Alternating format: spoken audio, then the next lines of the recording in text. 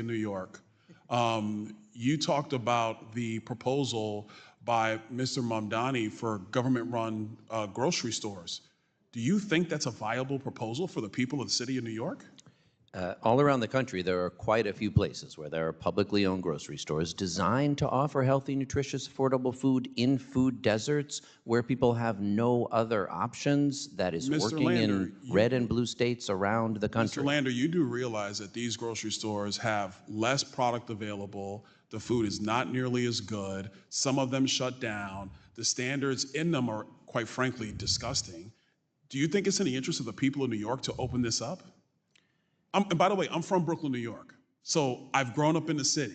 I'm so glad to hear it. But if you grew up in low-income neighborhoods in Brooklyn, sir, you would I grew see up that in Crown you Heights, had, Brooklyn, a low-income neighborhood. then you would have seen that many of the privately owned stores nearby had low quality and high prices. The city of New York got out of the business of distributing food when I was a kid.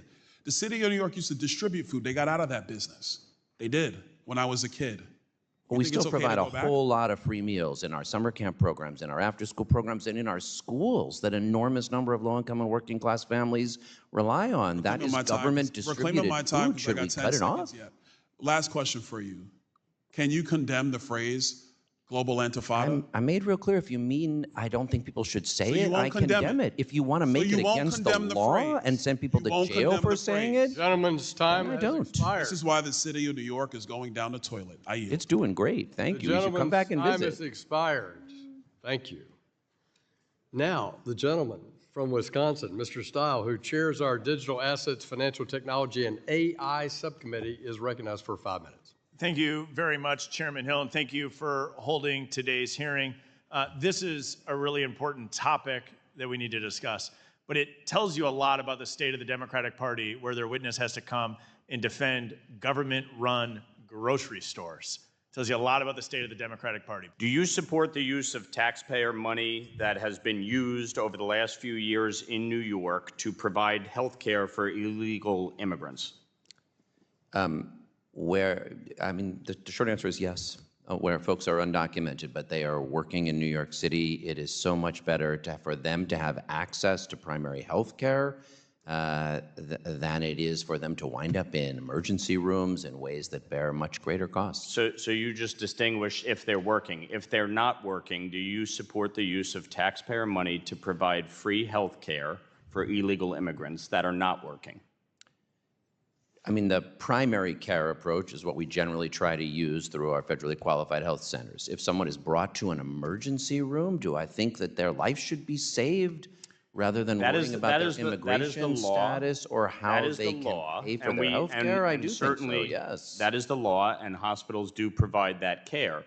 But specifically in New York, billions of dollars of taxpayer money has been used to provide free housing, clothing, food, education, and health care to illegal immigrants, regardless of whether or not they are working or not. And we have seen, obviously, in New York City in particular, the city of which you are the comptroller, billions of dollars of taxpayer money being used.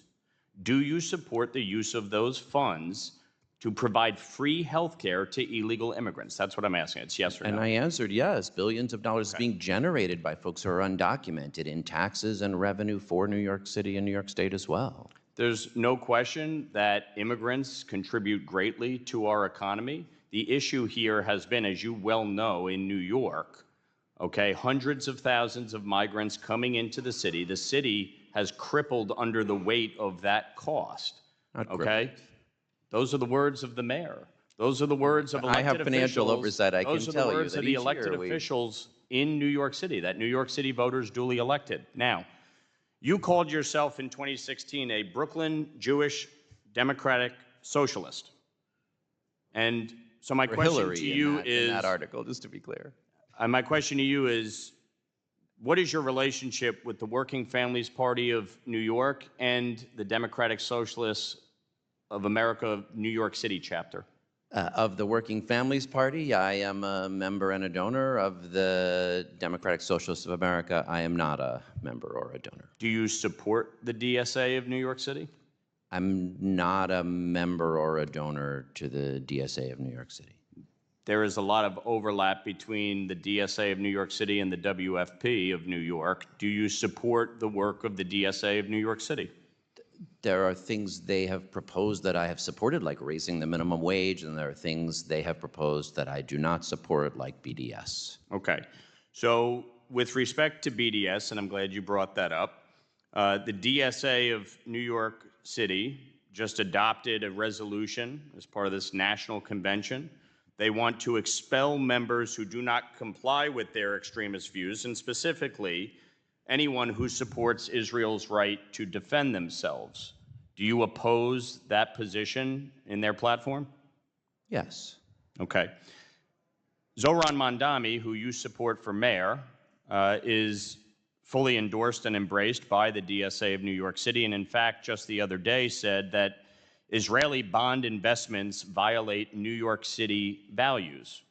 Do you agree with your endorsed candidate for mayor that Israeli bond investments violate New York City values? So I am the fiduciary for New York City's investments, and I make those decisions based on that fiduciary obligation.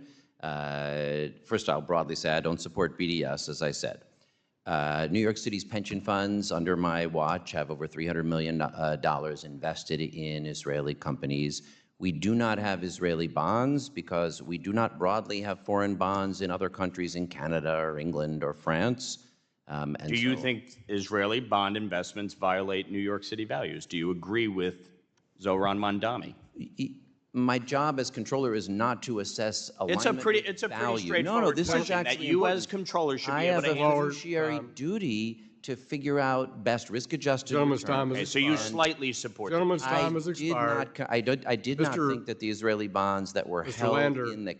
The time has expired, I'm sorry. You can continue this in writing at the request of Congressman Lawler or after the meeting in the hallway. You know, I just left a number of advocates, or maybe my colleagues like to call them activists, around the housing crisis.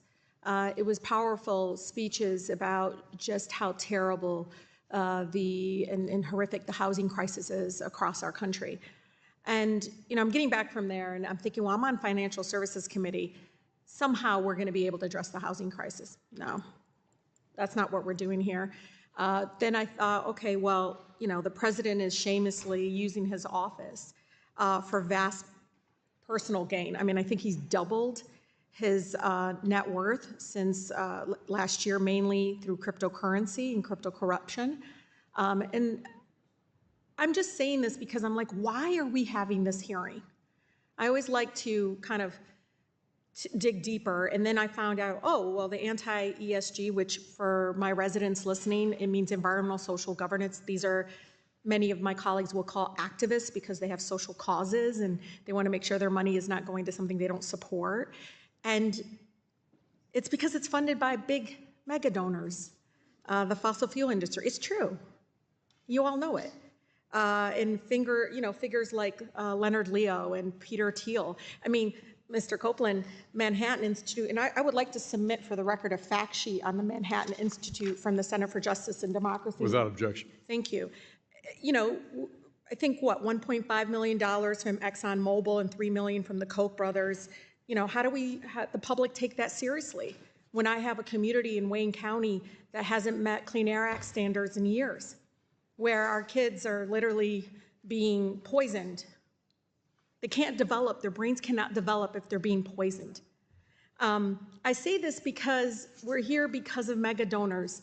We're here to talk about this whole anti-ESG, whatever they want to call movement. And you know, this issue to me is fabricated, but the stakes are real in regards to people having disclosure and transparency. The retirement savings of hardworking families are on the line. And so, you know, Mr. Lander, can you discuss, you know, the issues here? I mean, I'm a person that does deeply care about the climate crisis and how the risk to executive compensation and that shareholder proposals can force companies, you know, to disclose that and why those issues should be in the interest for investors. I mean, I do think it's extraordinary that what's being demonized is the simple effort to disclose the basic risks that a company is facing, and we've heard this a few times today, in ways that are so obviously relevant to the shareholders of that company. Of course, there's a broader set of questions that are critical here, but for many companies, their exposure to climate risk is a simple and straightforward issue. Yes, if you have most of your book of financing for fossil fuel financing, an investor might say, I think it would make sense to have more exposure to renewable energy and investment. And you could decide, do I want to keep investing here? Do I not want to keep investing here? And have that basic information. That's what's being demonized. Not any requiring of changes, not dictating, not regulating. I mean, they really want to muzzle people's First Amendment speech. I know you all see it that way. Do it all you want. You're getting funded by people. I mean, come on.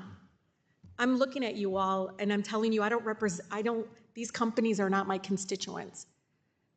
The 12th Congressional District residents are, and if they want more disclosure and transparency, then they deserve it. Then what's the problem? I mean, somebody said that none of these even proposals pass, but you're all here because of Peter Thiel and Leonard Leo. You all know it. That's exactly why we're here, because they donate to my colleagues. This is why we're here. Nobody cares about what's going on with housing. Nobody cares about the fact that I'm literally fighting for Head Start program dollars. That's what people care about. And this is not like a political, this is me, the girl from Southwest Detroit, looking at this, growing up in the back shadow of the only oil petroleum refinery in the state of Michigan, Marathon Oil. And you're telling me that if a teacher and others that are concerned about this, that live in that neighborhood, can't have transparency and disclosures, can't have a say? But see, they call them activists because they politically disagree with them, and it's supposed to be like, most of them were activists before they got here. They were. They might have been activists on issues that I may disagree with them, but I respectfully disagree, because I'm like, that's your right to disagree. So, Chairman, I wish we could do more on housing. We could do more on issues of corruption, and I look forward to that. Thank you.